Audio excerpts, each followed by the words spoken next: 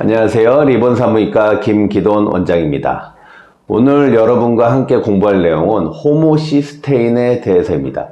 일단 호모시스테인이 무엇인지 말씀드리고 이 호모시스테인이 혈관에 어떤 영향을 미치며 그 해결책이 어떤 것들이 있는지 알아보는 시간을 가져보도록 하겠습니다. 호모시스테인은 호모라는 접두사에다 시스테인을 붙인 메티오닌의 중간 대사 산물입니다. 호모시스테인에는 비필수 아미노산의 일종인 시스테인, 여기에 호모라는 말이 붙을 만한 뭔가 특별한 구조가 있다고 생각하시면 되겠죠. 둘의 구조를 같이 한번 놓고 보시면 확연히 아시겠죠. 호모시스테인이 시스테인보다 메틸렌기가 즉 CH2를 하나 더 가지고 있습니다. 그 유전자 발현을 통해 만들어지는 체내 단백질은 20개의 아미노산만을 이용하게 되는데 이들 중 메틸기, 즉 쉽게 생각했을 때 탄소 하나만 더 가지고 있는 새로운 아미노산을 부를 때 호모라는 접두사를 붙이게 되는 거죠. 예를 들자면 호모시스테인만 있는 것이 아니라 호모세린도 있을 수 있는 거예요. 이러한 인체 내 대사산물 중에서 메틸기가 붙는 거는 부지기수로 많을 건데 유독 호모시스테인만이 그렇게 임상적 관심을 가지게 된 이유는 무엇일까요? 다들 예측하다시피 유독 해롭기 때문이에요. 동맥경화를 촉진해가지고 심혈관 질환, 뇌혈관 질환의 위험인자로 작용하고요. 동맥혈관 내피를 손상시키고 혈액응고를 촉진해서 동맥경화를 유발하고 뇌에도 치매, 알츠하이머, 파킨슨, 삼총사의 원인이 되고 귀, 눈에도 해롭고 생식기에도 문제가 발생하고 당뇨 유발의 골다공증, 신기능 약화, 마치 만병의 근원 같습니다. 그래서 오늘은 이 중에서 혈관 질환에 미치는 영향만 따로 떼어내서 알아보는 시간을 가지도록 하겠습니다. 자, 그런데 우선 호모시스테인의 얘기를 하기 전에 화학 구조식에 대해서 먼저 말씀을 드릴게요. 이 구조를 가만히 들여다보고 있으면 왜 아미노산은 저 따위로 생겼을까라는 의심이 생겨요. 즉 기본 구성이 카르복실기인 COOH하고 아미노기인 NH2가 붙어 있고 나머지는 반응기, R이 붙어 있죠. 이름에서도 알 수 있듯이 아미노산에는 아미노기와 산성 카르복실기가 되어 있어서 아미노산이며 R그룹에 따라 아미노산의 고유의 특징과 화학적 구조가 결정이 되는 거죠. 위에 보시면 아미노기와 카르복실기가 이온화된 상태, 즉 COO- 그리고 NH3+, 그러니까 수소이온이 한쪽에서 떨어져 나가고 한쪽에 또 붙어있는 상태죠. 이런 구조를 가지게 되는 이유는 결국 단백질은 아미노산의 무한결합으로 만들어지거든요.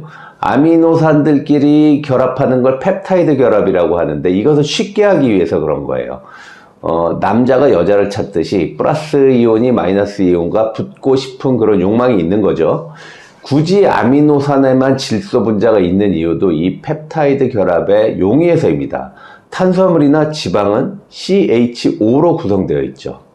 두 아미노산이 결합할 때 물 분자가 빠지면서 펩타이드 결합을 하는 것입니다. 그리고 지금 호모시스테인이나 시스테인들을 보면 황이 있습니다. 설퍼.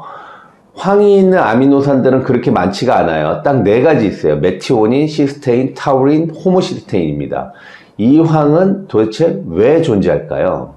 이 그림에서처럼 원자의 구조에서 제일 바깥쪽 오비트를 돌고 있는 그 궤도를 이렇게 돌고 있는 전자 중에서 2개가 왠지 외로워 보이지 않습니까? 통상의 결합 형태는 SH, 즉 수소이온과 결합된 형태로 존재할 때가 많은데 핵과의 거리가 멀어지기 때문에 당기는 힘이 약해져서 잘 떨어져 나가는 특징이 있습니다. 그러면 황끼리 결합하면 이중결합이 되면서 아주 안정된 형태로 존재할 수가 있는 거예요.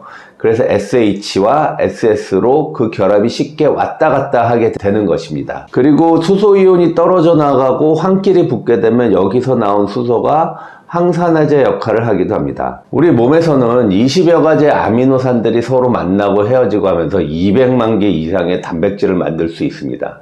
이 자연계에는 2천만 개 이상의 단백질이 있다고 하죠. 또한 특징에 따라서 극성을 띠는 친수성, 그리고 무극성의 소소성, 즉 친유성, 기름에 잘 녹는다는 거죠. 그런 식으로 아미노산이 구별되는 방법도 있고요. CHON 이외에 황과 셀레늄에 무기질이 붙는 특이한 아미노산들도 있고, 우측 그림에서처럼 필수 아미노산, 즉 신체에서 합성할 수가 없어서 반드시 먹어야 되는 아미노산이 필수 아미노산입니다. 그리고 비필수 아미노산은 신체에서 합성을 할 수가 있겠죠. 그렇게 필수, 비필수로 구분하기도 합니다. 자, 그렇다면 어떤 기전에 의해서 호모시스테인이 혈관에 좋지 않은 영향을 주는지 이 복잡한 메커니즘을 한번 살펴보겠습니다. 첫 번째는 나이트릭 옥사이드. 이게 혈관을 확장시켜는 찰나의 메신저거든요. 이런 나이트릭 옥사이드의 생물학적 가용성 감소, 그리고 엔도세린 1과 스롬복산과 같은 혈관 수축 분자 증가로 인해서 혈관 확장이 방해됩니다. 즉 혈관 수축을 유발하게 되고, 두 번째 기전은 활성산소의 혈관 내피세포에서 아르기닌의 대사 산물인 ADMA, Asymmetric Dimethyl Arginine, 이것이 정상적으로 소변으로 배출이 되거나 아니면 아르기닌이 엔도세리알 나이트릭 옥사이드 신세테이즈에 의해서 산화질소를 형성해야 되는데, 호모시스테인에 의해서 DDAH 효소가 활성화가 됩니다.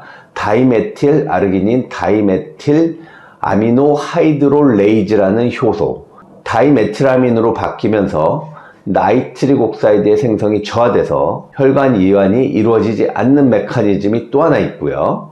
세 번째 기전은 이러한 활성산소 중 ROS, 리액티브 옥시젠 스피시스들이 저밀도 지단백 LDL의 산화를 촉진해서 혈관 내피에 깔려있는 LDL을 동맥 내벽의 대식세포가 이것을 탐식하게 되면서 거품세포가 형성되고 죽상 동맥경화로 자연스럽게 이어지게 됩니다.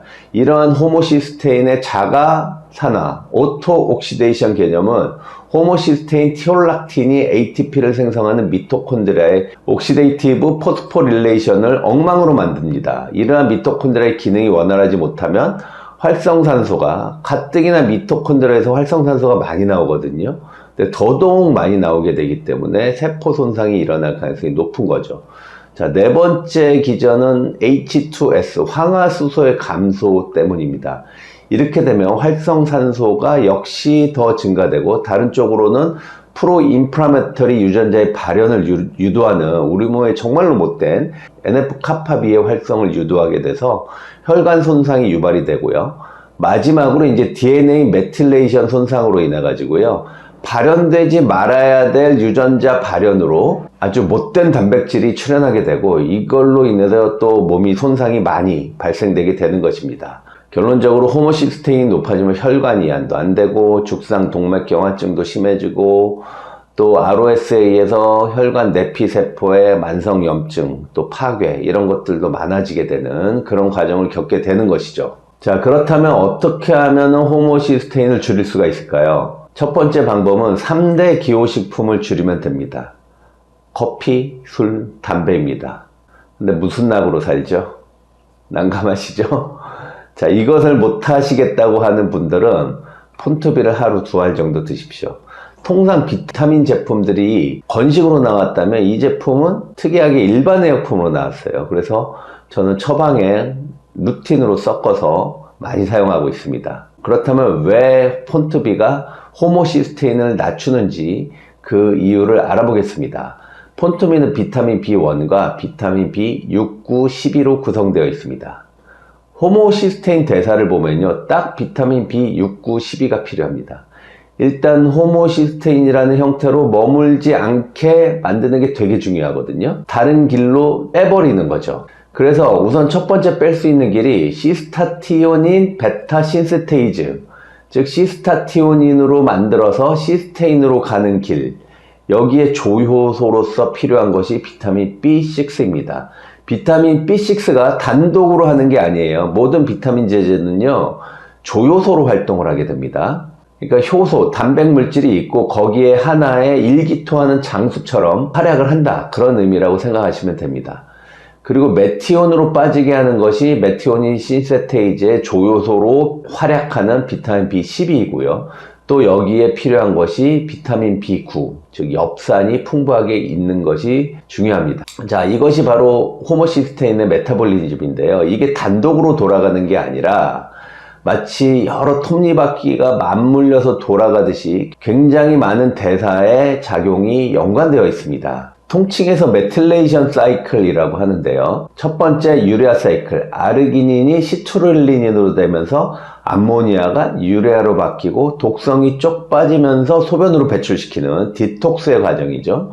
두 번째는 신경 전달 물질 사이클, 즉 트립토판, 타이로신이 세로토닌, 도파민의 신경 물질로 바뀌는 사이클이 있고요.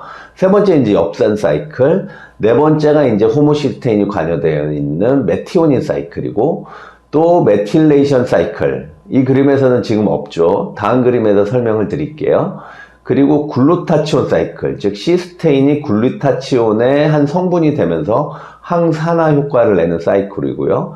에너지 메타볼리즘 사이클과도 연관이 많이 되어 있습니다. 이런 어마어마한 메커니즘의 한 축을 담당하는 것이 바로 메티오닌, 호모시스테인 사이클입니다.